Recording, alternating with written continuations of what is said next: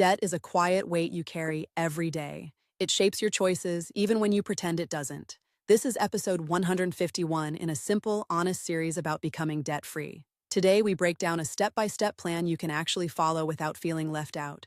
The goal is clarity you can act on this week, not a hero's journey that lasts years.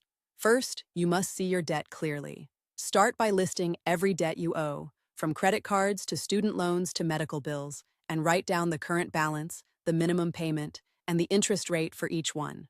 The act of writing it all down changes how you look at the problem because numbers become a map you can trust. Second, decide on a payoff strategy. You can use the avalanche method, paying the highest interest first, or the snowball method, starting with the smallest balance. A lot of people mix them, but pick one main plan and stick with it long enough to see real results. Third, build a debt payoff budget.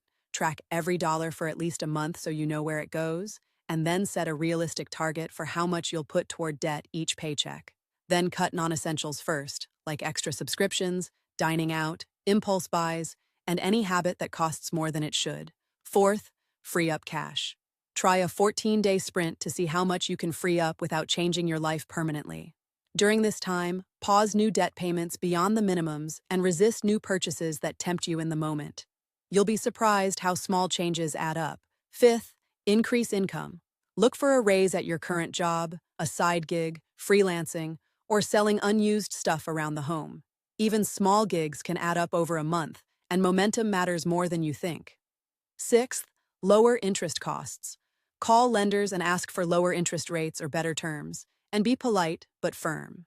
If you see a balance transfer offer with 0% intro APR, weigh the fees and the time limit, then decide if it helps you save interest. Seventh, start an emergency fund. Aim for at least $1,000 to cover small surprises in the first month so a broken appliance doesn't push you back into debt. This fund acts like a buffer that buys you time while you work on bigger payoff. Eighth, think about investing after the basics. If your employer matches, contribute at least that amount to your retirement plan so you don't lose free money. After you have a fund for emergencies and you're steadily paying down debt, you can automate a small monthly investment in a low-cost index fund. Ninth, use windfalls. Tax refunds, work bonuses, or gifts should go to debt or to your emergency fund, not to new toys. Don't let them become new excuses to spend, especially if you're not done with your payoff plan. 10th, automate and simplify. Set up automatic payments for debt, savings, and investments so you never miss a beat. Automation makes the plan feel boring in a good way and saves you from hesitation when life gets busy. 11th, map a 90-day sprint. Set 3 milestones, reduce debt by a fixed amount, boost your savings, and add a new income stream. Review progress every week and adjust as needed so small changes stay in motion. 12th, measure progress.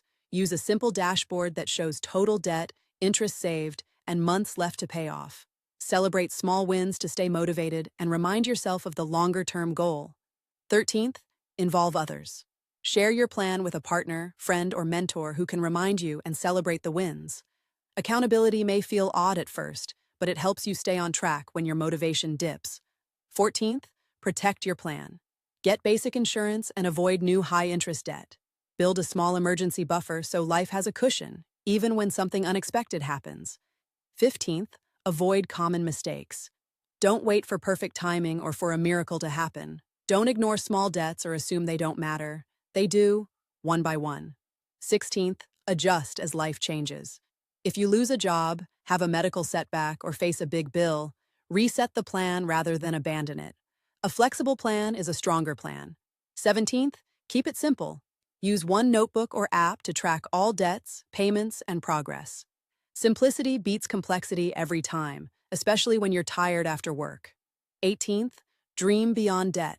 When the balance is down, you can redirect money to travel, education, or starting a business. Debt freedom is a foundation for wealth, not the finish line. Today, we covered a practical, realistic path to debt freedom in 18 steps. The key is consistency, not perfection. If you stick with it, you will notice small wins sooner than you expect. Start with one small change today, not a pile of promises. Pick a single debt to tackle first and set a date to attack it. Momentum compounds as you string these tiny victories together. I know this is doable because thousands have done it before you. They didn't start with a perfect plan. They started with a small, real step. You can do the same. If you found this helpful, like this video. Subscribe for more practical money tips in this no-nonsense series. Tell me in the comments which debt you're tackling first and what step you'll start with.